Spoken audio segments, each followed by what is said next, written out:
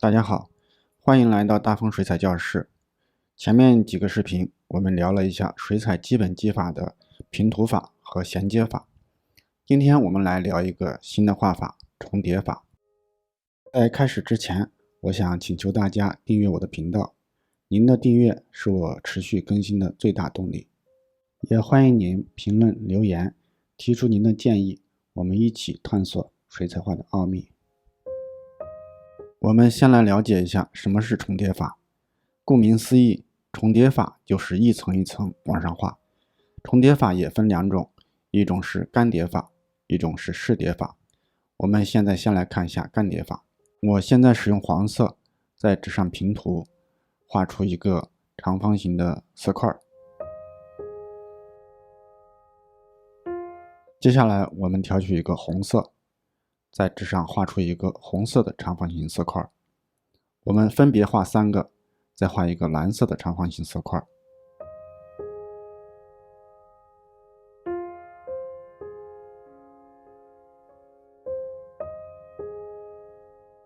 画完3个色块以后，我们要等颜料变干，或者我们用吹风机把颜色吹干。等颜色完全干燥以后，我们就可以在上面重叠新的颜色。我们观察一下干叠法在画面中的表现。我们先在黄色色块上覆盖上红色。我们可以看到，这个红色现在和黄色重叠以后，色彩变得偏向于橘色。也就是说，红色叠加在黄色上面以后，两个颜色都起了作用，下面的黄色也起了作用。两种颜色通过叠加产生了一定的融合效果，这也是透明水彩最主要的特点之一。接下来我们继续做尝试，我们调出蓝色，继续覆盖在黄色上面，我们观察一下色彩的变化。现在我们叠加上去的蓝色变成了偏向于绿色的色彩，我们跟下面的蓝色做一下比较，两种颜色的区别非常明显。我们继续使用黄色叠加在红色上面，我们观察一下效果。我们可以观察一下新画的黄色跟原来的黄色的区别。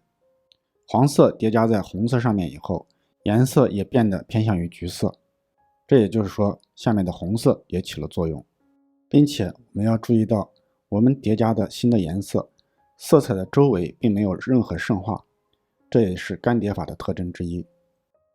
因为使用干叠法叠加上去的颜色，它不会向四周扩散，所以干叠法非常适合于描绘形状比较具体的物体。干叠法可以精确地控制形状，因此我们在刻画细节的时候经常使用干叠法。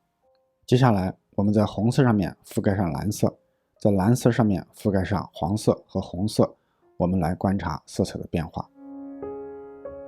同样，这些颜色都相互产生了作用，并且它的外形非常明确，这就是干叠法的特点。接下来我们聊一下湿叠法。湿叠法顾名思义，也就是在色彩还没有干的时候，我们趁湿叠加其他颜色。现在我们先用黄色画出一个黄色的矩形。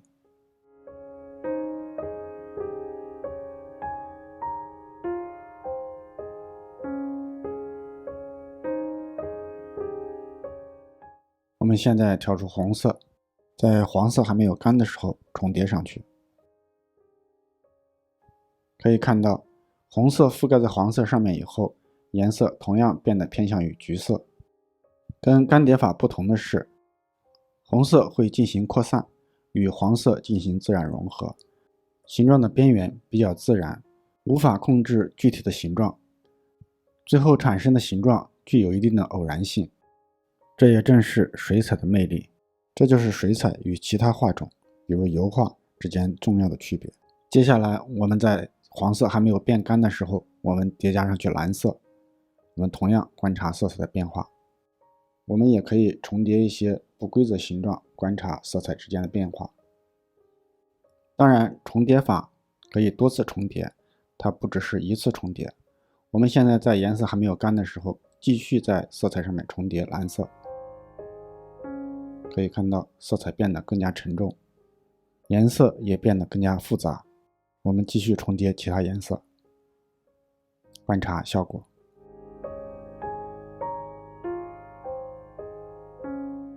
蓝色上面重叠上红色以后，颜色变成了偏向于紫色的色彩，色彩之间都能相互自然的融合。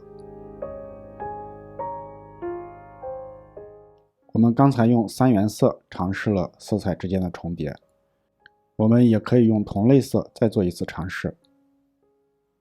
我们先在纸上画出一个黄色的矩形，在色彩还没有变干的时候，我们分别在黄色上面重叠上中黄、深黄、橘黄和红色，这些颜色之间都能非常自然的融合，并且色彩逐步加重，形成一个非常漂亮和自然的色彩渐变。关于重叠法的基本概念，我们就聊到这里。我们了解了重叠法的特点和方法之后，我们用重叠法来尝试画一个石头的形状。我们先用铅笔在水彩纸上画出石头的大致形状。这张石头的素材我会上传到社区里面，到时候感兴趣的朋友可以下载尝试。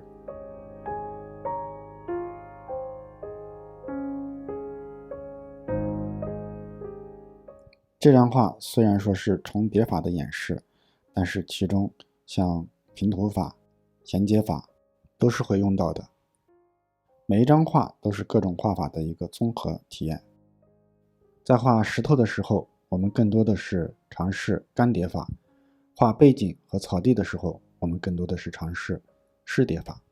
我先调了一定的黄色和一点点蓝色，调出石头的亮面颜色，平铺上去，画出石头亮面偏暖的颜色。这个时候笔上含水量要多，画的要快，避免颜色很快变干。我们要在湿的时候衔接其他的颜色。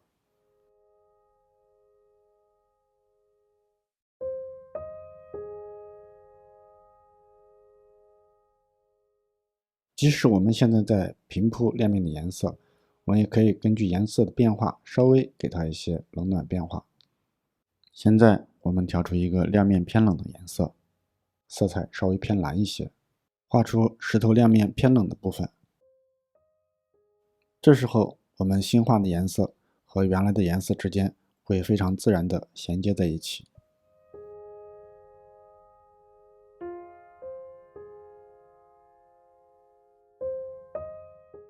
根据石头的形状，我们很快画完整个亮面。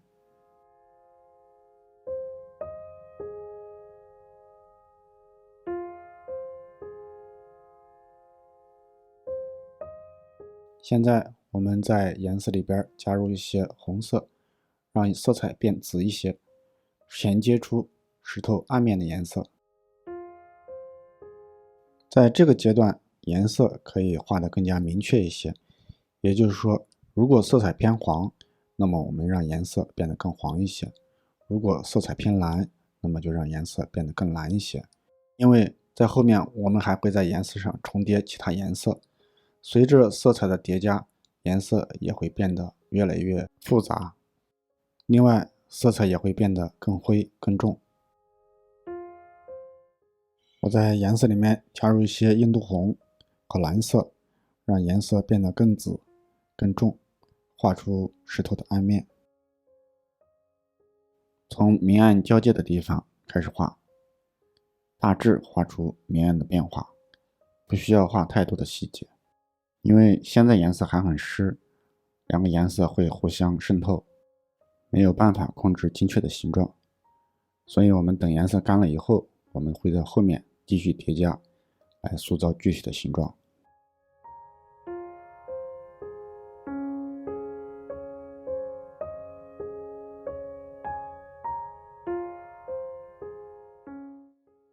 我用印度红、蓝色调在一起，调了一个更重一点的颜色，画出石头侧面的暗面。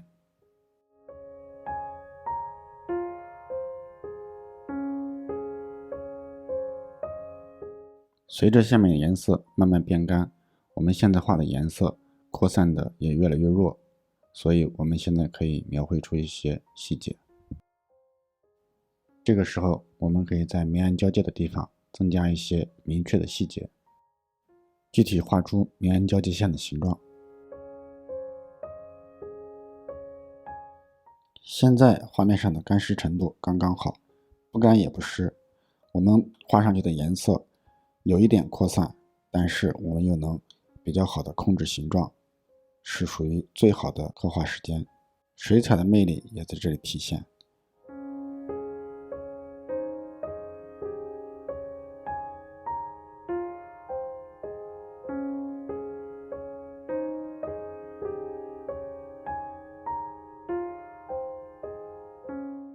画完石头大的明暗关系以后，我们现在调整颜色，趁画面还没有完全干，我们画出更多的细节。画细节的时候，我们多看素材，根据素材慢慢刻画。这个时候我们要注意的是，笔上的含水量不能过大，笔要干一点，否则我们新画的颜色会冲掉下面的颜色，形成水渍。现在所用的方法就是我们前面讲的湿叠法。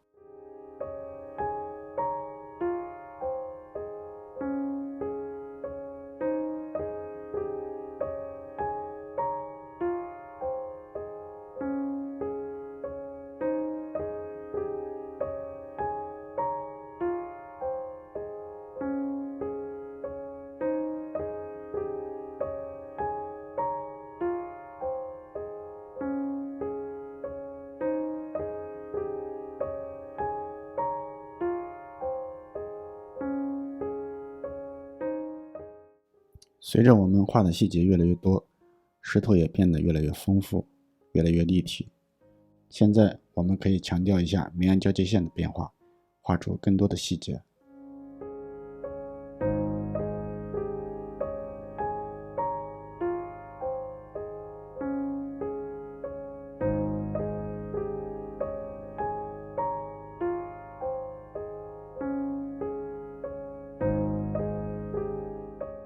现在我们调出更重一点的颜色，根据素材找出画面上更深的色彩区域，逐步加重。在这里仍然要注意，笔头上不能含有太多的水分，多余的水分我们可以用餐巾纸吸掉。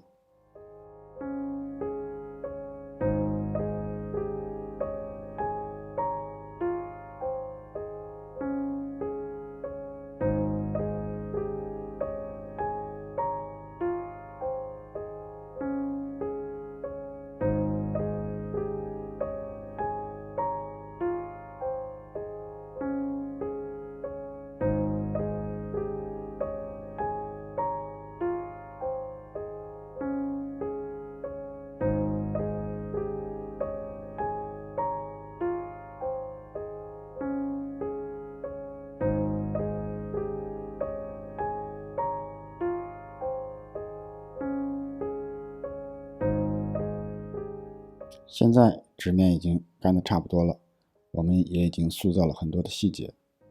使用吹风机将整个画面完全吹干，我们进行下一步干叠法。根据素材，我们调出亮面偏冷一些的颜色，把亮面的冷色画出来。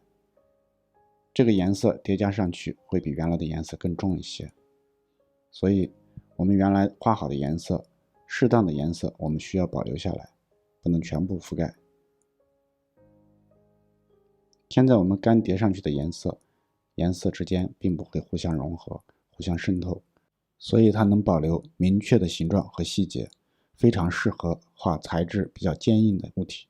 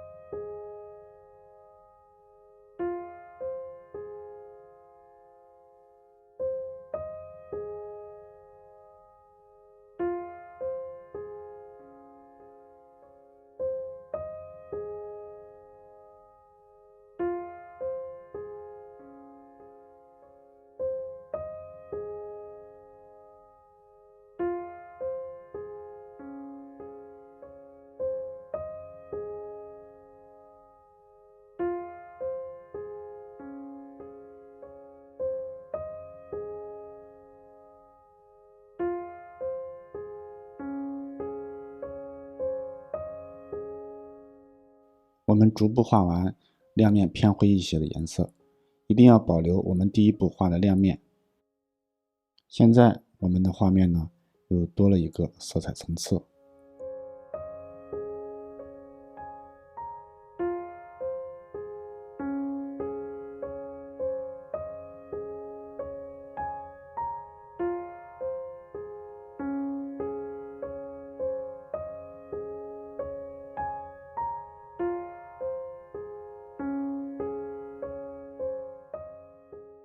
接下来我们调出更重的颜色，画出暗面的细节。画暗面的时候，我们把精力主要放在明暗交际线上，画出明暗交际线的具体变化。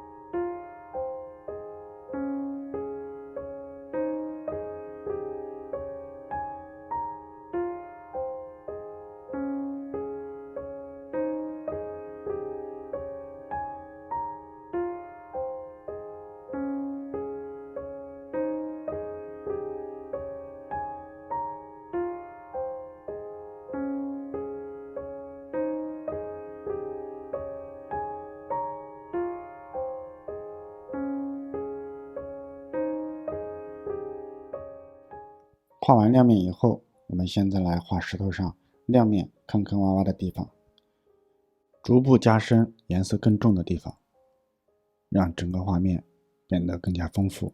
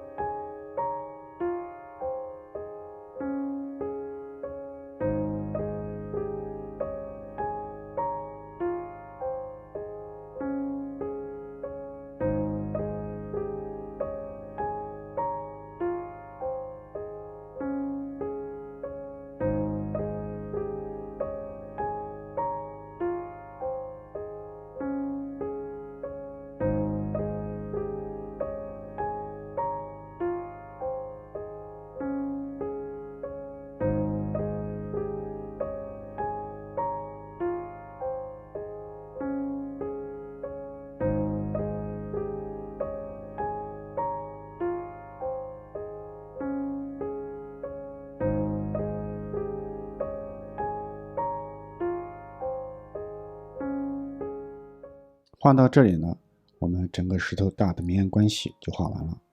我们现在调出更干的颜色，颜色一定要干，把水彩笔在调色盘上按压一下，打散笔头，然后在画面上干擦出石头的肌理。干擦可以让画面变得更加生动。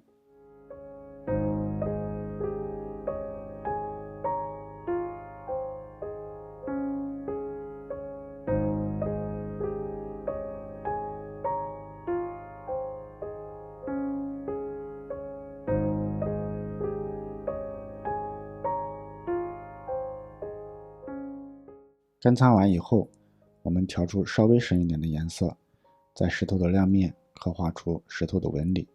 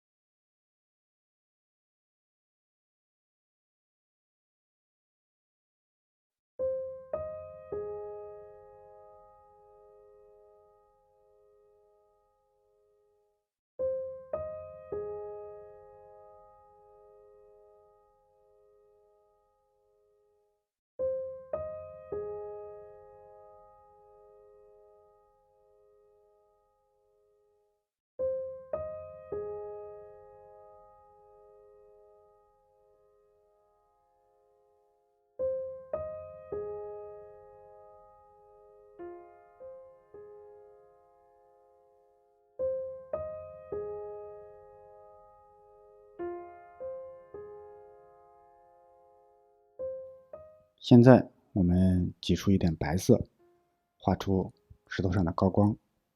我用的是水粉白色，点高光的白色不能是纯白色。我在白色里面混入了一点调色盘上留下的蓝紫色，让颜色偏冷一些。根据素材点出亮面最亮的颜色。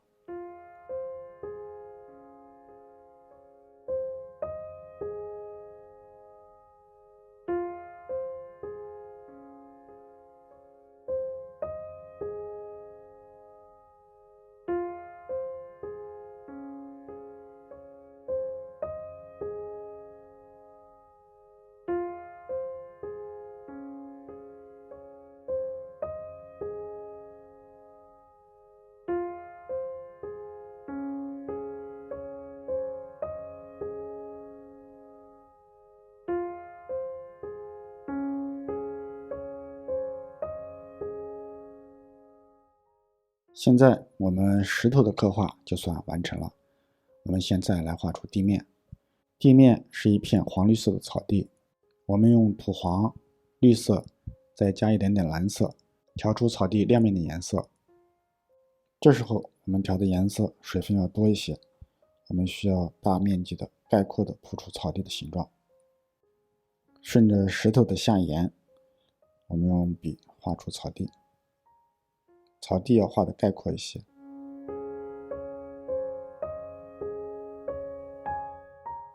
在画草地的时候，我们也可以色彩上稍微有些变化。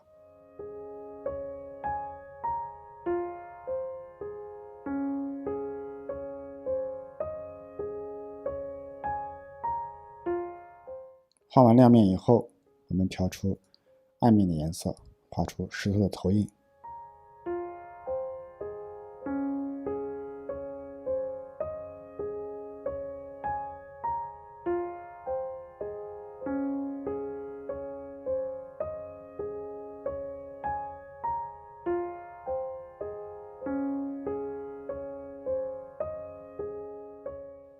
现在调一个稍微深一点的绿色，在草地上勾勒一些线，点一点点，让草地的层次变得丰富一点。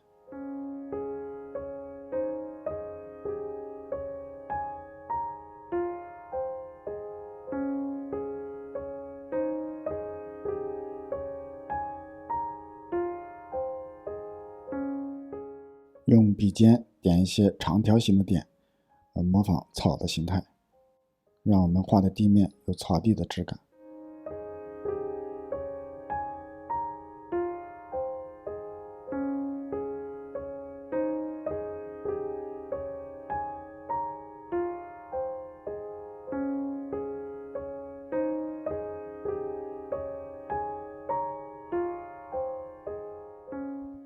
现在在白色里面调入一点绿色，随机的勾出一些草的形状。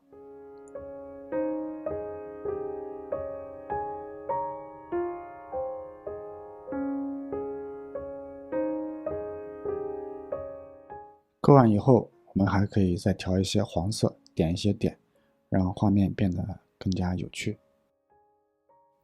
然后我们用稍微暗一点的绿色，在草地上再随机勾出一些草的形状，完成整个草地的刻画。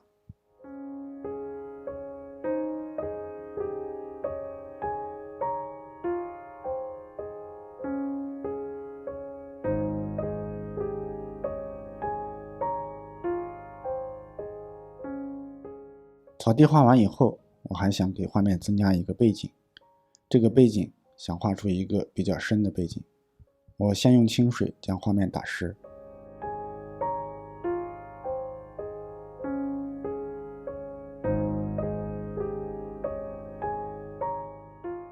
为了让整个画面比较协调，我们画一个稍微冷一些的背景。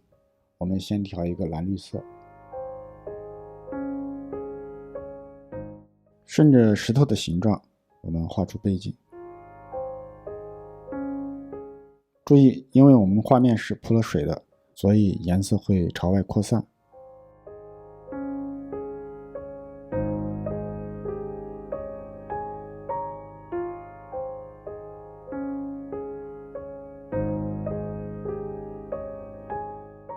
沿着石头的边缘铺完背景以后，我们就可以用大笔使用湿叠法叠加更多的颜色。为了突出石头的主体关系，所以我把背景再加重。同样的，我们从石头的边缘开始铺色。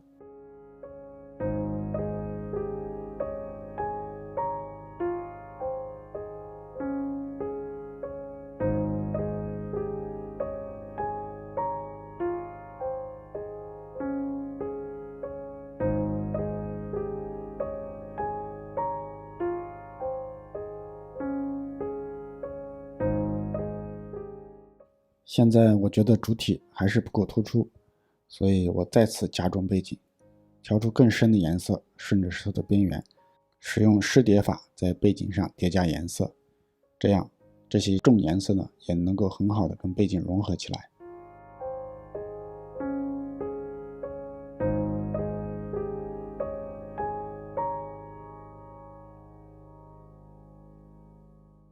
在颜色还湿的时候，再叠加一些红色，让色彩稍微变得丰富一些。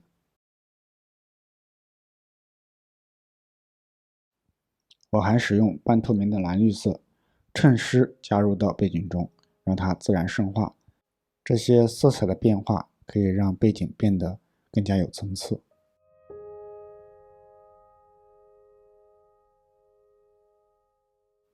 等颜色半干的时候，我用手指蘸一些水，在画面上撒一点水，让背景产生一些水花，增加画面的趣味性。到这里，我们整个画面就完成了。